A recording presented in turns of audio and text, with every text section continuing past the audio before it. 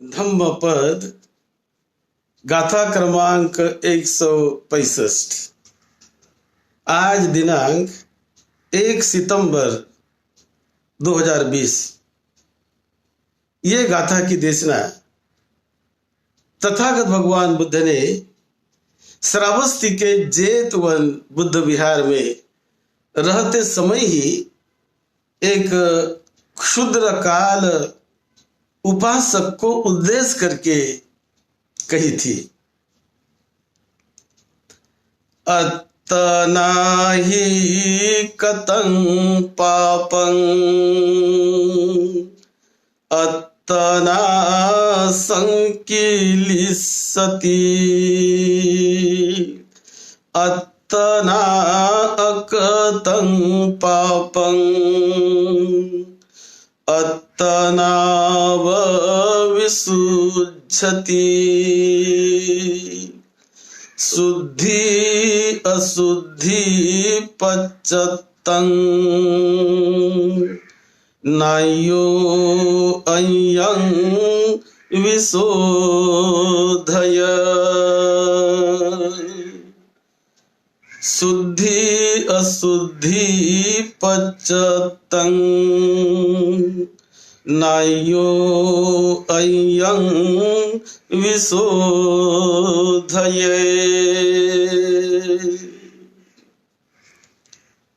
तथागत भगवान बुद्ध श्रावस्ती के जेतवन विहार में बड़े भिक्षुक संघ के साथ वर्षवास कर रहे थे, विहार कर रहे थे। और उसी समय श्रावस्ती शहर का एक क्षुद्र काल नाम का उपासक, वो हर एक अष्टमा के दिन विहार में आता था और विहार में आकर वो अष्टशील का पालन करता था। और अष्टशील का पालन करके देर रात तक वो वहां रहता था, जागते रहता था। और बहुत रात्रि होने के बाद या बहुत सुबह प्रातः वगैरह वो बहुत देर रात तक रुक कर फिर सुबह वो घर जाता था। ऐसा उनका क्रम था, कई सालों से ऐसा वो करता था। अब एक दिन ऐसा हुआ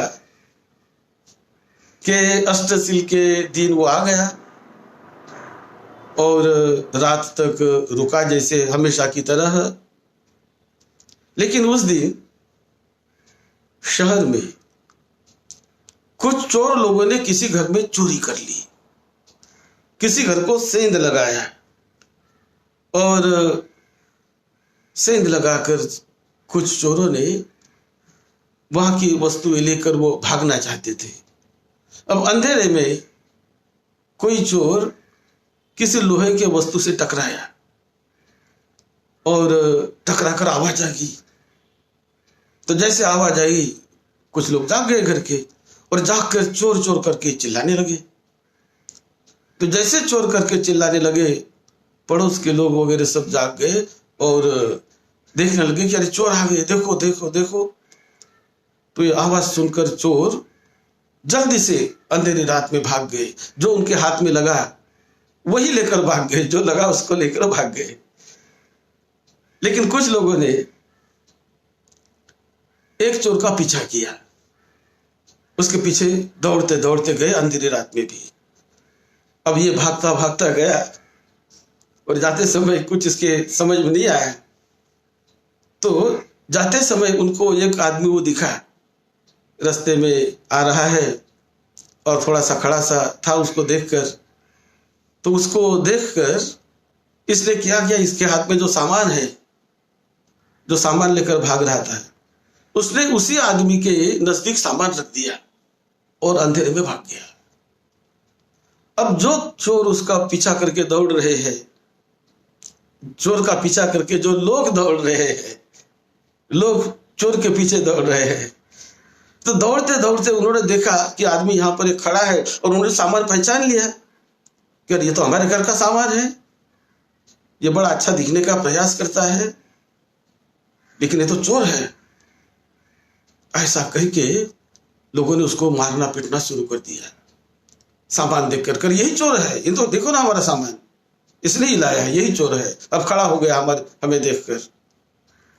तो लोग उसको मारने पीटने लगे। जब मारने पीटने लगे तो उसी समय कुछ अंधेरे में उसको मारने पीटने लगे। तो ऐसे वक्त पानी हारिनी कुछ महिलाएं, जो कुंभदासी भी कहते हैं, ऐसी पानी हारिनी महिलाओं ने उन्हें देखा कर इसको तो मार रहे हैं। वो गई और कहने लगी, अरे छोड़ो छोड़ो इसको, मारो मत, ये चोर नहीं है, ये चोरी कभी नहीं कर सकता, छोड़ो छोड़ो इसे, मारो मत। इस प्रकार से उन महिलाओं ने उनकी जान बचाई, छुड़वाया उसको,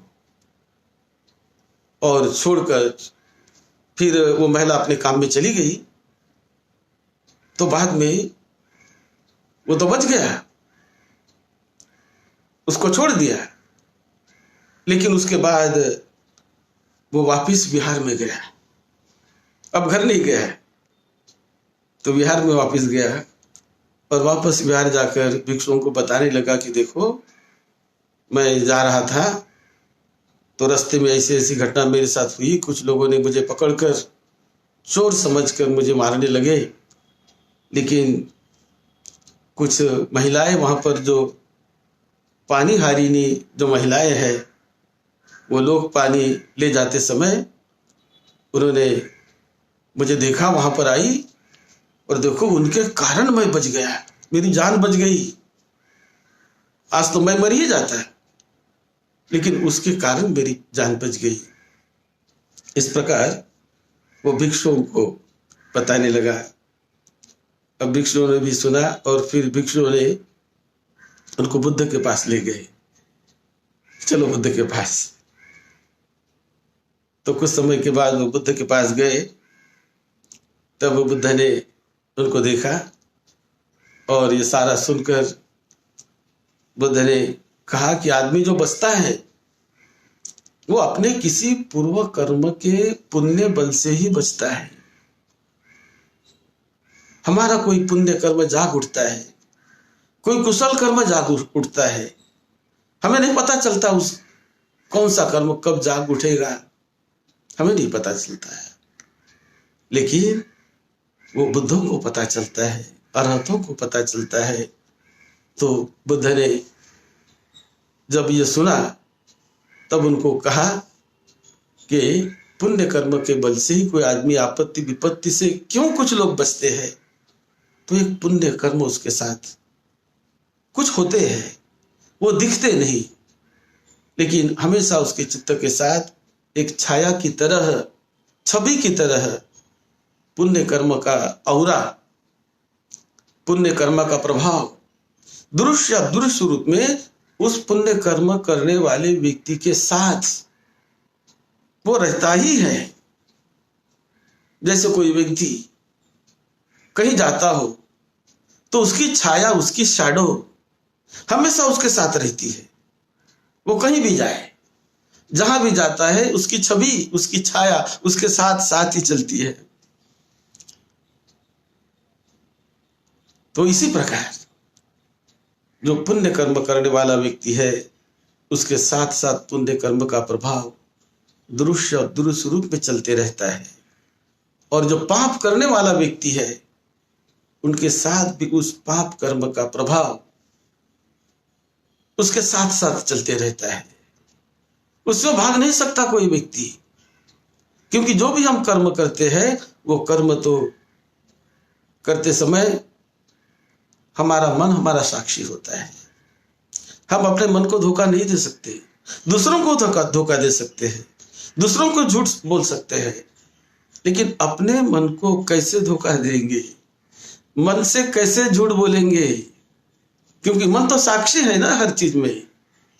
तो इसीलिए ये जो कर्म का बड़ा महत्व होता है, तो वो महत्व तथागत बुद्ध ने इस गाथा में बताया, इस देशना में। उस समय तथागत बुद्ध ने ये देशना दी, और बुद्ध बताते हैं, अत्तनाहि कतं पापं अत्तना संकिलिसति अत्तना अकथं पापं अत्तना व विसुज्जति शुद्धि अशुद्धि पच्चत्तं नायो अयं विशोधये।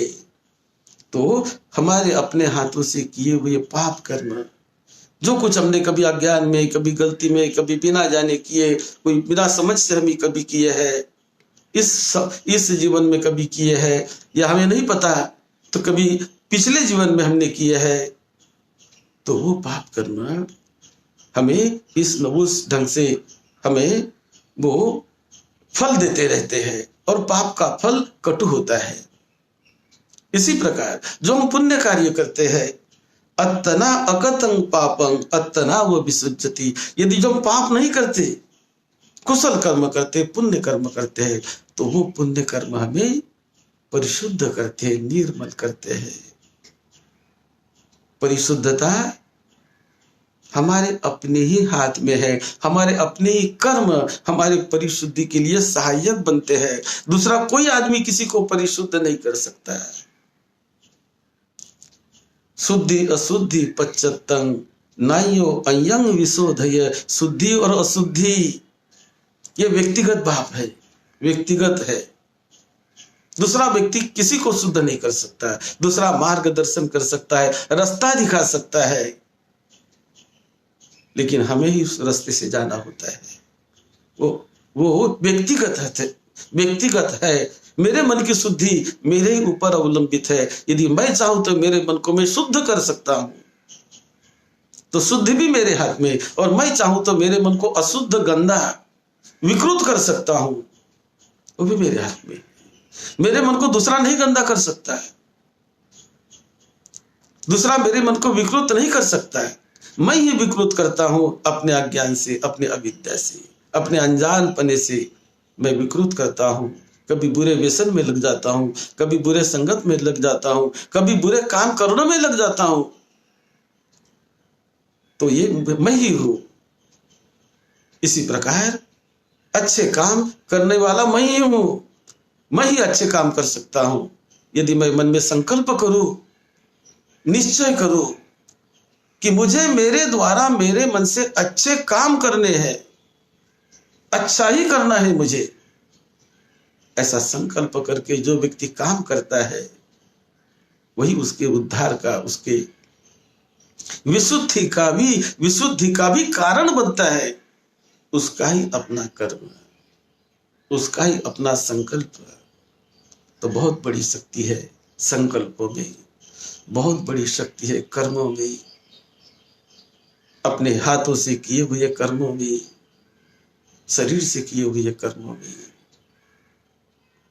कुशल कर्म में बहुत बड़ी शक्ति है। तो ये हमेशा किया करो। यही बात तथागत भगवान बुद्ध ने इस गाथा के साथ उस घटना के संबंध में बताई, और कहा कि भाई वो भाग्यवान था, कोई पुण्य कर्म उसका जाग उठा, तब तो उस महिलाएं अचानक वहां पर आ गई, नहीं आती तो वो तो जगह पर मारा जाता है।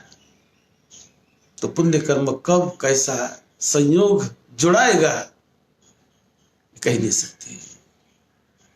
इसीलिए पुण्य कर्म का बड़ा महत्व होता है, मंगल मैत्री का बड़ा महत्व होता है। हमेशा कुशल कर्म करने का संकल्प करिए, जीवन धन्य हो जाएगा। मंगल होगा आपका, मंगल होगा आपके परिवार का, सबका मंगल हो, सबको निरोगत्व मिले, सबको सुख शांति मिले।